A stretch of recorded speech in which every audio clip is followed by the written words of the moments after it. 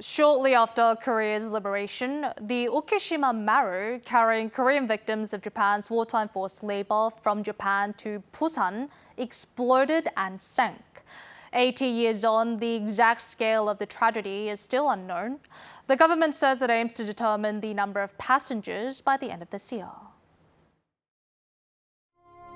On August 22, 1945, a week after Korea's liberation from Japan's colonial rule, the Japanese vessel Ukishima Maru left Aomori Prefecture carrying Korean victims of Japan's wartime forced labor. On its trip for Busan, Korea, the ship suddenly exploded and sank off the coast of Kyoto 2 days after its departure. But reasons for the explosion of the vessel have not yet been uncovered. 남이 나라에 가서 그 전쟁에 끌려갖고 전쟁을 하다가 그 해방에 대해서 곡으로 보내야 되는 기쁨을 가지고 승선했을 텐데.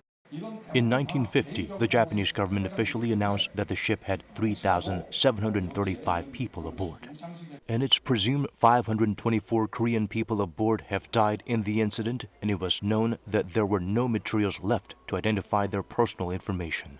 However, some documents on the list of passengers were found last year.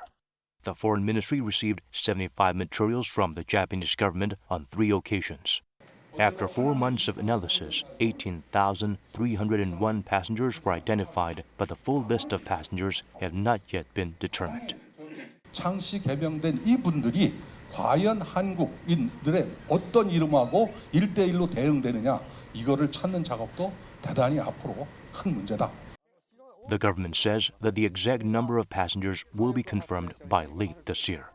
80 years have passed after Korea's liberation, but the Korean victims of the Ukishima Maru explosion have not returned home yet, and they remain unaccounted for.